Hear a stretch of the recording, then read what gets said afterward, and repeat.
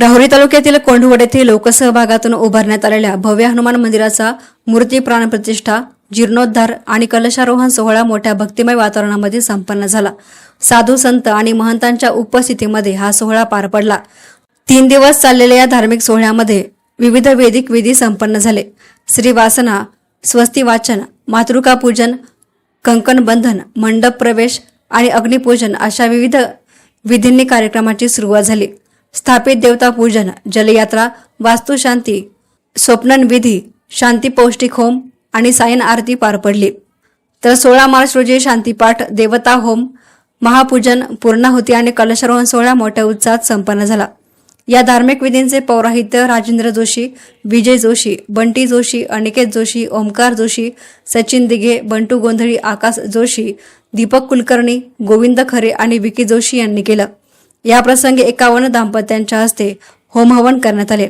या सोहळ्यासाठी महंत उद्धव महाराज वंडलिक, महंत रामगिरी महाराज, वेदांताचार्य देविदास महाराज मस्के, भागवताचार्य अरुण महाराज पवार, महंत अर्जुन महाराज तनपुरे, महंत आदिनाथ महाराज दुशिंग, महंत राजेश्वरगिरी महाराज, भगवान महाराज मोरे, संजय महाराज मस्के आणि डॉक्टर दिनकर महाराज नेमाने यांच्यासह पंचक्रोशीमधील भाविक मोठ्या संख्येने हजर होते।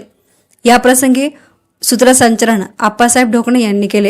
या ठिकाणी आज श्री हनुमानजी महाराज, विठ्ठल रखुमाई, दत्त भगवान, प्रभू रामचंद्र पंचायत, नंदिकेश्वर आणि भगवान महादेव या मूर्तींची प्राणप्रतिष्ठा झालेली आहे। कोंढवड तालुका राहुरी येथील ग्रामस्थांनी या सर्व देवतांसाठी अत्यंत भव्यदिव्य अशा मंदिरांची उभारणी केलेली आहे। गावातील सगळे लहान थोर आबालवृद्ध एकत्र येऊन तरुणांच्या विशेष पुढाकारातून, ज्येष्ठ मंडळी, माता भगिनी यांच्या सहकार्यातून, दानशूरदात्यांच्या सहकार्यातून हा उपक्रम त्यांनी यशस्वीरित्या संपन्न केला आहे। आणि आज आमची सर्व पूज्य महाराज मंडळी, साधुसंत मंडळी उपस्थित आहे, समस्त ग्रामस्थ मंडळी आणि हजारो भाविक भक्त उपस्थित आहेत। सर्वांच्या उपस्थितीमध्ये प्राणप्रतिष्ठापना सोहळा गुरुजींच्या मार्गदर्शनाखाली संपन्न झाला। हा कार्यक्रम होत असताना गावाचा एकोपा, सर्वांनी केलेली धावपळ, उदार अंतकरणानं दिलेलं योगदान, मला वाटतं हा आदर्श आपल्या राहुरी तालुक्यासमोर, आपल्या जिल्ह्यासमोर आणि महाराष्ट्रातील आध्यात्मिक लोकांसमोर कोंढवड ग्रामस्थांनी ठेवलेला आहे।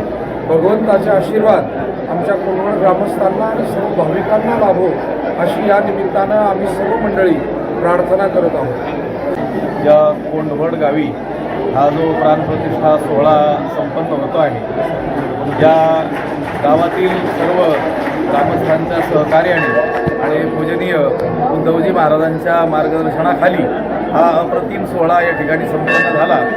आणि या ठिकाणी मंदिराची जी निर्मिती झालेली आहे ती देखील अतिशय भव्य स्वरूपात, मोठ्या स्वरूपामध्ये झालेली आपल्याला दिसून येते।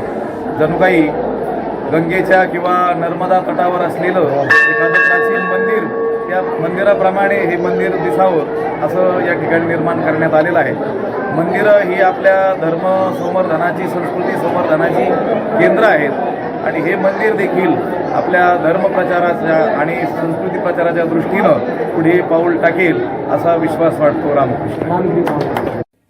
एहसान मीडियासाठी प्रतिनिधी गोविंद फुनगे, राहुरी।